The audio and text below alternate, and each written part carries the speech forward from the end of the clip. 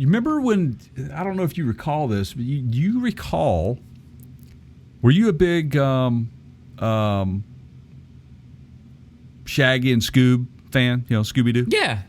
Yeah. Back when we had like 5 TV channels, that was all that was on after school for a good while. Absolutely, man. Absolutely. Yeah, so Zoinks. Oh, I don't know, Scooby. I can't do it as well as my son can. Yeah, there you go. Yeah. We need a Scooby soundbite. But that buggy reminds me of that's very similar. It's just a 1960s dune buggy. The whole show basically is basically a throwback to a nod to that era.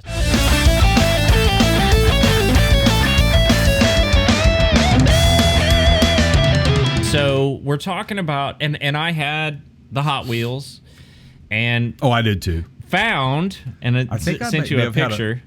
I think I may have given one to said oldest child when he was a kid. One of those electric jobs. I have an old Tester's McCoy, 049, as they called him. That's the picture I sent you of that buggy. We'll have to put a picture up here for everybody, but. It was iconic, right? It was the Dune Buggy. Yeah. I mean, you know it when you see it, and Meyers it's always been that, correct? Meyers Manx, I believe, yeah. And which I didn't know was around anymore. I didn't either. I mean, I've seen kit cars of these things around. In fact, there's one rolling around here in the summertime, but it's old school, and obviously it's based on the VW Beetle. That's basically where it got its body and feel for. Mm-hmm. But here we go. Enter the Meyers Manx 2.0 Dune Buggy that will be available. It's an all-electric version of that classic Dune Buggy. And it has some really awesome specs. And obviously it's not in production yet, and we're going to get into how you might be able to take part in this. And I think Keith wants to take part in this thing. Well, so first of all, Meyers was sold to a venture capital firm about a year and a half ago. So there's been incentive there by the now owners of the brand to monetize it, right? Right.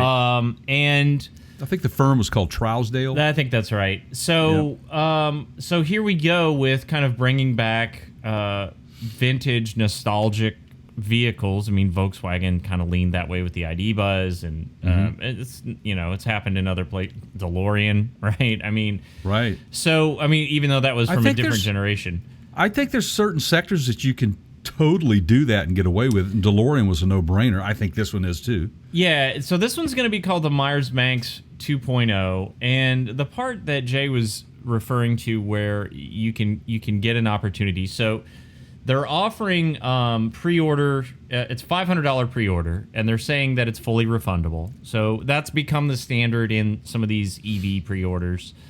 Even when Ford did the Bronco on the internal combustion side, I believe that was a refundable scenario. Absolutely was. But the thing that I feel like I don't care for as much, and we just talked about this, GM was doing it. Mm-hmm. With the Lyric, where they were offering, what was it, a $5,000 discount for early Lyric owners? $5,500, but you had to sign an NDA. Okay. And so we've become this sort of... No, wait a minute. You're talking about just a deposit or reservation? I'm talking about it's a beta test scenario. Right. Yes. Okay, so there we go. So GM said, hey, we'll give you a $5,500 discount if you're an early buyer, which essentially is a tester. Right. But sign this non-disclosure agreement. You're not allowed to talk about it. And if you want more information on that, go make sure you subscribe to the podcast. It's literally, I think it was on our last podcast, so it's the one before this one. And you can get more info there. It's on our website at partscounterguru.com. But they're doing the same thing here with the Meyers Manx 2.0. They're basically saying, we need beta testers. We'll get it to you early. We want you to give us feedback. It's going to be open to 50 owners. You've got to agree to drive it for a minimum amount of mileage, which in my mind means you have to drive it at least so much. And they want you to do it over a 12-month period in certain environments and all that. Well, I mean, I guess this is only fitting. We're in this era of surveys that I just despise, you know? Yeah. It's like I don't buy anything or call anybody anymore without them wanting to take a survey at the end. My time is not free, everyone, and nor should yours be. You know, the more freely you give away your time, the less it's worth. Now, I'm not talking about charitable contributions, but I'm not going to fill out sheets of information for people that just because they ask me to. Like that, right. No, it costs money, you know? Here's the way you and I, and most everybody has been brought up to deal with these situations up until the last 5 years, which was new vehicle came out.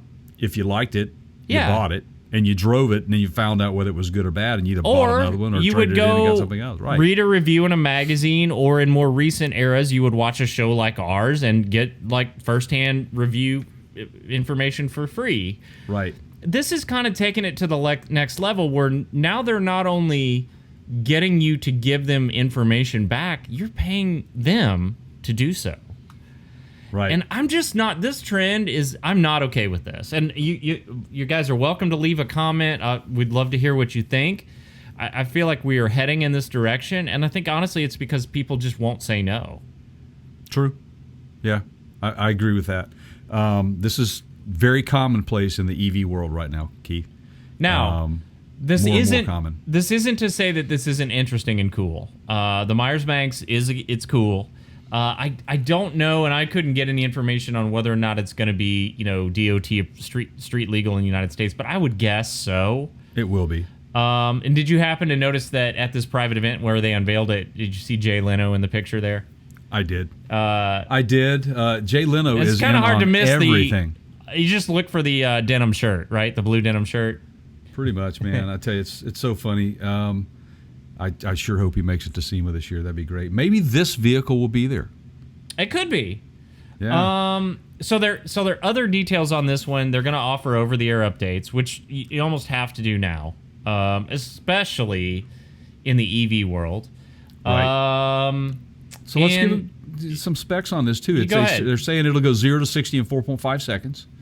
Has an estimated range of around 150 and 300 miles, respectively, which honestly that's pretty good. They're saying that this vehicle is probably only going to weigh between 15 to 1,650 pounds, depending on the battery size. Mm-hmm. Looks like it's a convertible. Looks like it's got a removable, in the prototype it has a removable hardtop. It's kind of a hatch. Yeah. That leans forward in this thing, which is pretty cool. So it's nothing special. Again, it's just a modern version of that. It's going to be an electric vehicle. 2 battery pack capacities. Did you mention that? 20 kilowatt hours and 40.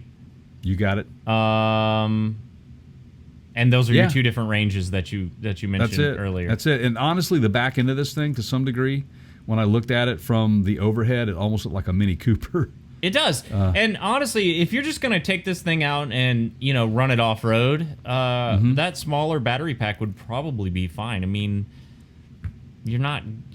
How far are you going to, you know... You're going to do 150 miles off-road in a day is not... that doesn't happen. No, that's a lot of beating that you're going to take, because we haven't even gotten into the suspension of this thing. We don't even know what the underpinning is going to really be like. But it'll be fun to see. Can't wait for more information to become available for that. If, you know, they're looking for 50 people to beta test this thing, they're going to be calling you a beta pioneer. There you go. If you want to be a beta pioneer. Ooh. I mean, you can make me director of the company. If you're not going to pay me, it doesn't matter. You know. Right. But again, I'll let that go. So there you go. Go get you a buggy, man, and call it good.